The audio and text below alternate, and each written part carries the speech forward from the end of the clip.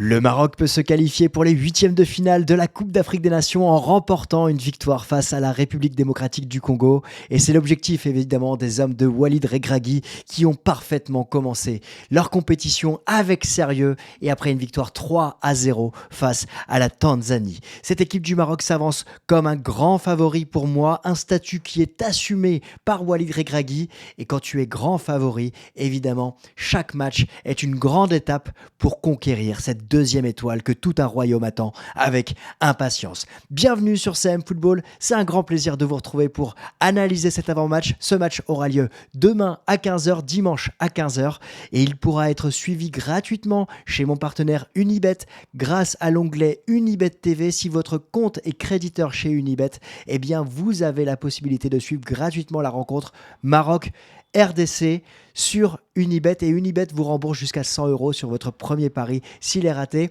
On en parlera bien évidemment en fin de vidéo avec mon pronostic. En tout cas, c'est un grand match et un grand test pour ce Maroc. Bienvenue sur CM Football, toujours un plaisir. N'hésitez pas à vous abonner parce qu'on analysera bien évidemment cette rencontre à l'issue, à chaud, débrief à chaud, comme on l'a fait pour le match face à la Tanzanie. Alors, un point sur le classement pour commencer. Cette équipe du Maroc est évidemment première de son groupe, 3 buts marqués, 0 encaissés. Et on va parler aussi de ce match de la RDC face à la Zambie juste après. Le Maroc est parfaitement rentré dans sa compétition avec des éléments, vous allez le voir, qui sont assez symptomatiques de ce qui peut guider ce Maroc vers sa conquête du trophée. On a déjà le capitaine, Romain Saïs, qui a ouvert le score. Le guide, on l'avait dit dans l'avant-match, il doit faire passer un message et il a été opportuniste pour reprendre ce ballon relâché par le gardien tanzanien après un super coup franc d'Hakim Ziyech. On a aussi El-Nessiri qui a marqué son but, lui qui avait été maladroit de ses pieds en première mi-temps, en deuxième mi-temps. Il a marqué ce but et c'est symptomatique de ce qui se passe autour de cette équipe du Maroc. Il est sorti alors que le VAR était en train de checker et tout le groupe lui est tombé dessus pour fêter ce but. Lui qui a marqué dans les 4 dernières compétitions, grandes compétitions qu'il a dû jouer. Et ça, c'est un élément marquant. Un défenseur, le capitaine, un attaquant, il ne manquait plus qu'un joueur.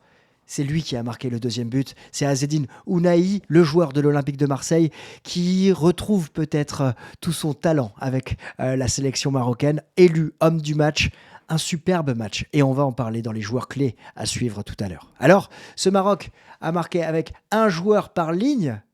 Et Walid Regragui, qui, je vous le dis, assume son statut de favori. C'est un élément marquant dans cette conquête du trophée. De son côté, la RDC a fait match nul, tenu en échec face à la Zambie, malgré, on va le voir, un match qu'elle a dominé de la tête et des épaules. Malheureusement, elle a encaissé ce but gag du début de cette compétition, de ce premier tour, en tout cas de cette première journée. Un but absurde. Et elle a dû courir derrière le score. Alors, elle est revenue très rapidement au score avec Wissa derrière, mais elle a fait preuve d'inefficacité, malheureusement.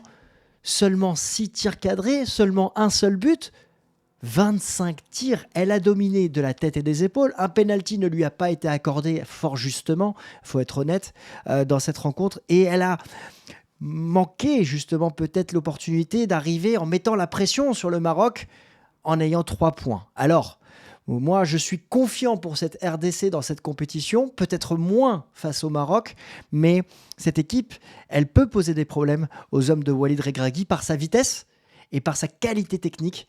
On va en reparler. Alors, quelle composition pour le Maroc ?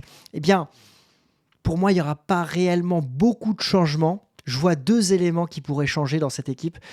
Si Atiyat Allah n'est pas remis de sa blessure, ça devrait être Chibi qui devrait retrouver son poste d'arrière gauche, mais je m'attends, et j'ai pas les nouvelles à quelques heures du coup d'envoi, de savoir si Atiyat Allah sera présent. Vous me le direz en commentaire, évidemment, je suis toujours attentif à vos commentaires et je réponds à quasiment tous les commentaires, donc n'hésitez pas à me le dire et à me l'informer.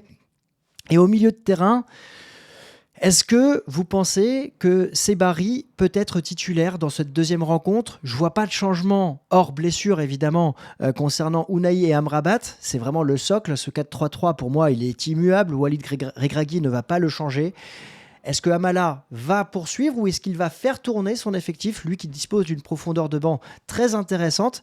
On pourrait avoir El Khanous qui rentre dans ce jeu, on pourrait avoir Amin Harit également, qui pourrait rentrer à la place d'Amala, de la créativité supplémentaire. Moi, voilà, dites-moi si c'est Barry ou Harit. Moi, je m'attends peut-être à voir Amala sortir et voir Harit dans ce 11. Je vois plutôt Abdé confirmer sa belle prestation. Donc, pourrait y avoir un troisième changement. Mais vous me direz aussi si Bouffal peut rentrer aussi dans ce 11. En tout cas, je ne vois pas Walid Regragui faire plus de 3 changements hors blessure. Sinon, pour le reste, Ziyech et En-Nesyri, pour moi, seront d'attaque. Donc, vous voyez, c'est plus le côté gauche de cette équipe marocaine qui pourrait évoluer. Je serai attentif évidemment à vos commentaires au fur et à mesure de cette vidéo. Côté RDC, je ne pense pas qu'il y aura de surprise. Je pense que Sébastien Desabre, le sélectionneur, va reconduire son 11 sauf blessure. On sait que Bakambu est sorti peut-être avec une gêne.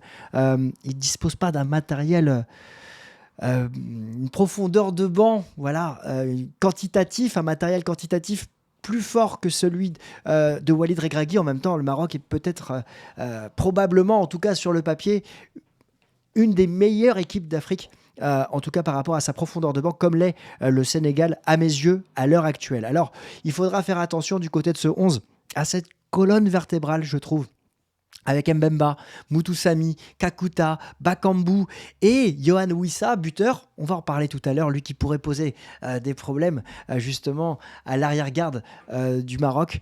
On verra, mais voilà, il y a une équipe qui va de l'avant et cette verticalité, elle peut poser des problèmes. Ça sera vraiment un vrai challenge aussi pour Walid Regragui de défendre justement sa première place.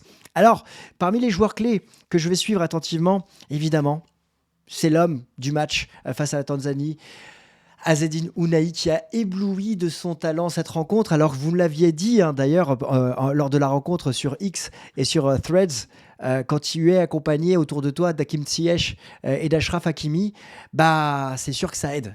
Ça aide et c'est pas forcément désobligeant de le dire par rapport à ce qu'il a autour de lui, autour de l'Olympique de Marseille. Alors il a disputé 81 minutes, il a été resplendissant.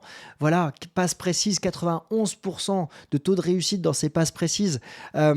Passe clé également. Voilà, on a senti un Azzedine Ounahi qui a retrouvé, je trouve, son talent qu'il avait lors du Mondial 2022. Alors, c'était que la Tanzanie, sans faire injure à la sélection tanzanienne, il va falloir confirmer. Mais donc, c'est pour ça que je l'ai mis en joueur clé et que je l'attends pour confirmer avec autour de lui, évidemment, Amrabat et peut-être Amin Harit. En tout cas, il m'a plu. Vous qui me suivez peut-être depuis le mondial, vous le savez que j'ai à cœur de le protéger, cet Azzedine Ounahi. Gaël Kakuta, côté RDC, parce que lui aussi, il a été très actif, il a fait partie des joueurs les plus actifs, il a tiré 4 fois au but parmi les 25 tirs. Il va falloir qu'il fasse preuve d'efficacité. 4 passes clés dans cette rencontre, ça vous montre que c'est clairement le créateur, lui et Mutusami, qui doivent jouer et qui doivent ensuite délivrer à Wissa ou à Bakambu, une occasion créée. Voilà, il a remporté 5 duels sur les 9 qu'il a disputés. Alors certes, il a du déchet dans son jeu, il aura fort à faire autour de lui. Il aura ce milieu et notamment Sofiane Amrabat. Ça va être important de regarder comment il va essayer de créer dans une équipe marocaine qui va essayer justement de le prendre en étau. Voilà, c'est le joueur que je vais suivre dans cette rencontre en tout cas. On va passer aux clés de cette rencontre et Walid Regragui, le sélectionneur, l'a clairement pointé du doigt. Il critique l'horaire du match de cette rencontre, 14h heure locale. Ça va piquer, ça va être difficile. Et on aura une pause évidemment pour boire de l'eau à la 30e minute et à la 60e et à la 75e minute. Mais quand même, c'est toujours une période délicate pour jouer ces matchs. Après, je crois que le Maroc jouera à 18h ou 21h, heure française, donc 17h ou 20h, heure de Côte d'Ivoire. Mais c'est vrai que ce match va être délicat à cet horaire. Voilà, ça peut peser sur les organismes et c'est aussi pour ça que je pense que le Maroc a un léger avantage grâce à sa profondeur de banc. L'autre clé de cette rencontre, c'est la pieuvre, Sofiane Amrabat, qui a encore été étincelant lors de la rencontre face à la Tanzanie. On va voir comment il va monter en puissance face à cette RDC. Il avait remporté, lui, 5 duels sur 9 également, comme Gaël Kakuta, et ça sera une des clés de cette rencontre, lui qui va affronter un joueur technique en face de lui. Mais regardez, le ratio de passes en profondeur, 6 réussis sur 6. Pareil, lui pourrait claquer des passes et faire la différence justement en jouant sur Abdé ou en jouant sur Hakim Ziyech. Yohan Wissa qui va avoir fort à faire sur son côté gauche de cette équipe de la RDC. Il va se retrouver face à Achraf Hakimi. Ça va être un gros duel. Achraf Hakimi qui va déjà atteindre à 25 ans sa 70e sélection. Ça va être intéressant de voir comment l'ex-joueur de Lorient va affronter le Parisien. En tout cas, je m'attends à un gros duel ici, un gros duel de vitesse. Ça va être curieux de voir comment sur les ailes les joueurs vont se comporter. Il va y avoir une vraie bataille. Il a été buteur. Il faudra qu'il puisse justement confirmer ce qu'il a pu réaliser face à la Zambie et surtout être plus efficace du côté de la RDC. Enfin, il y aura un duel à observer. Un duel, j'étais obligé, hein, vous le savez, si vous me suivez, je suis supporter de l'Olympique de Marseille. Je ne peux pas m'empêcher de penser que le duel entre Chancel Mbemba et En-Nesyri sera une des clés de cette rencontre, en tout cas un des duels qui va être majeur dans cette rencontre. Les deux colosses vont avoir un duel important à jouer de la tête. Et on le sait, Chancel Mbemba peut être très efficace sur les coups de pied arrêtés offensifs.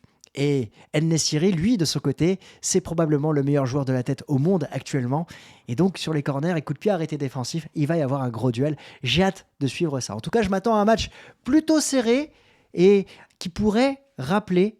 On gardera en tête cette victoire de la RDC face au Maroc en 2017 lors de la CAN. C'était la première journée. Les deux équipes avaient été ensuite quart de finaliste de la compétition.